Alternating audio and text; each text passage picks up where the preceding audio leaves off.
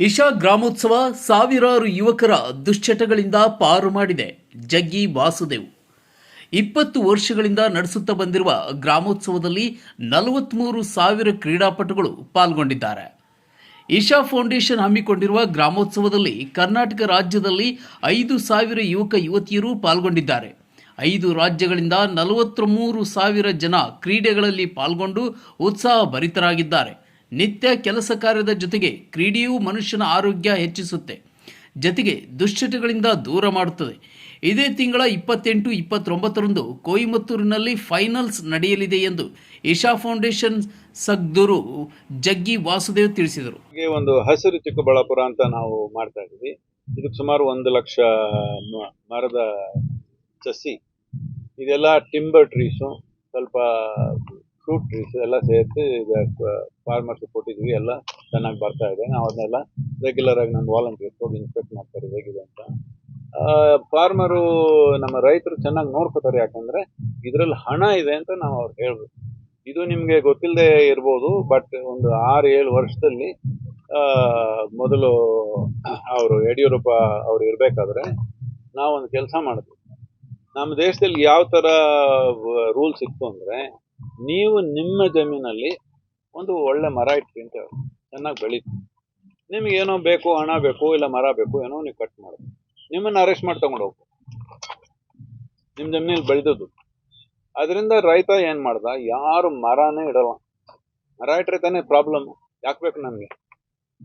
ಈಗ ಅದು ಚೇಂಜ್ ಮಾಡಿ ಆಲ್ಮೋಸ್ಟ್ ಆಲ್ ದ ಸ್ಪೀಶೀಸ್, ಏನೋ ಒಂದು 2-3 ಸ್ಪೀಶೀಸ್ ಇನ್ನೂ ಇಟ್ಕೊಂಡಿದ್ದಾರೆ, ಯಾಕೋ ಗೊತ್ತಿಲ್ಲ ನನಗೆ. ನಾನು ಹೇಳೋದು, ಈಗ ನಮ್ಮ ಕನ್ನಡ ನಾಡು ಅಂದರೆ ಗಂಧದ ಸಂಪತ್ತು ನಮಗೆ. ಈಗ ಎಲ್ಲಿಂದ ಬರುತ್ತೆ ಗೊತ್ತಾ ಗಂಧ? ಆಸ್ಟ್ರೇಲಿಯಾ ಅಂತ.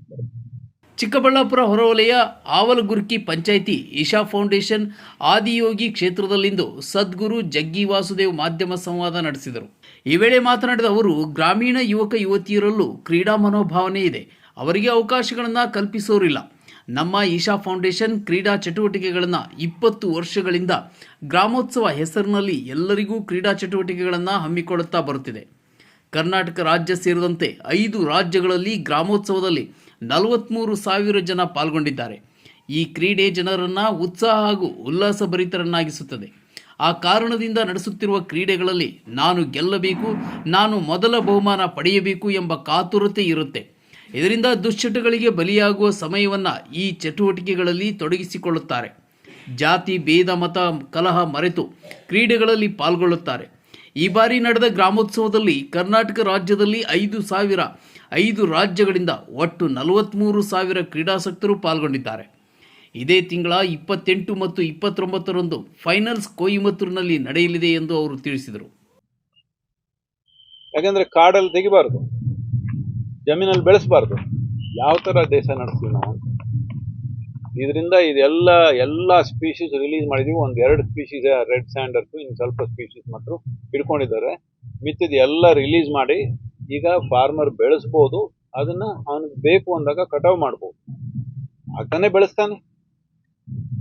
ನೀವು ಮರ ಬೆಳೆಸಿದ್ರೆ ನೀವು ಅರೆಸ್ಟ್ ಮಾಡ್ತೀವಿ ಅಂದ್ರೆ ಕಾಡಲ್ಲಿ ಹೋಗಿ ಕಡಿತಾನೆ. ನಮ್ಮ ಜಮೀನಲ್ಲಿ ತಾನೇ ಬೆಳಿಬೇಕು. ಇದು ಜಮೀನಲ್ಲಿ ಬೆಳೆಸೋದು ಬರೀ ಹಣಕ್ಕೆ ಮಾತ್ರ ಅಲ್ಲ, ಈ ಎಲೆ ಬೆಳುತ್ತೆ ತಾನೆ ಜಮೀನಲ್ಲಿ. ಇದು ತಾನೇ ಅದು ಅವರಿಗೆಲ್ಲ ಊಟ. ನಾವು ಎಲೆ ಮೇಲೆ ಊಟ ಮಾಡ್ತೀವಿ, ಅವರು ಎಲೆನೇ ಊಟ ಮಾಡ್ತಾರೆ ತಾನೆ. ಸಗಣಿ ಎಲೆ ಇಲ್ಲ ಅಂದ್ರೆ ಈ ಮಣ್ಣಿಗೆ ಯಾವ ವಿಧವಾದ ಅಡಿಷನ್ ಇಲ್ಲ, ಫಲವತ್ತಿಲ್ಲ, ಆ ಜೀವಗಳಿಗೆಲ್ಲಾಮೇ ಊಟ ಇಲ್ಲ ಅಷ್ಟೇ. ಇದು ಎಷ್ಟು ಮಟ್ಟಿಗೆ ಹೋಗಿದೆ ಅಂದ್ರೆ, ಈಗ ಡೆಸರ್ಟಿಫಿಕೇಶನ್ ಅನ್ನೋದು ಇಸ್ ಅ ಮೇಜರ್ ಪ್ರಾಬ್ಲಮ್. ಇದೆಲ್ಲ ಯಾರು ಮಾತಾಡಲ್ಲ, ಯಾಕಂದ್ರೆ ಇದ್ರಲ್ಲೆಲ್ಲ ಹಣ ಇಲ್ಲ, ಎಲ್ಲ ಆಯಿಲ್ ಇದು ಅಂತ ಹೇಳ್ತಾರೆ. ನಾನು ಇದು ಹೇಳಿದ್ರೆ ಇದು ಬಹಳ ಕಾಂಟ್ರವರ್ಸಿ ಆಗ್ಬಿಡುತ್ತೆ, ಬಟ್ ಮಾಡ್ಕೊಳ್ಳಿ ನೀವು ಸ್ವಲ್ಪ ಕಾಂಟ್ರವರ್ಸಿ. ಕೊಡ್ಬೇಕಾನೆ ನಿಮ್ಮ ಜ್ಯೂಸ್, ನಾನು ಹೇಳ್ತಾನೆ ಸಾಕಾಗಿ ಹೋಗ್ತೀರಾ. ಚಿಕ್ಕಬಳ್ಳಾಪುರ ಇಶಾ ಆದಿಯೋಗಿ ಕ್ಷೇತ್ರಕ್ಕೆ 9 ತಿಂಗಳ ನಂತರ ಭೇಟಿ ನೀಡಿದ್ದ ಸದ್ಗುರುವನ್ನ ಸಂದರ್ಶಿಸಲು ನೂರಾರು ಜನ ಕಾಯುತ್ತಿದ್ದರು. ಹೆಲಿಕಾಪ್ಟರ್ನಲ್ಲಿ ಬಂದಿಳಿದ ಜಗ್ಗಿ ವಾಸುದೇವ್ ಮೊದಲು ಮಾಧ್ಯಮ ಸಂವಾದ ಮುಗಿಸಿ ನಂತರ ಆದಿಯೋಗಿ ಕ್ಷೇತ್ರದ ಭಕ್ತರನ್ನ ಭೇಟಿ ಮಾಡಿದರು. This is a science of liberation. This is not a teaching. This is not a belief.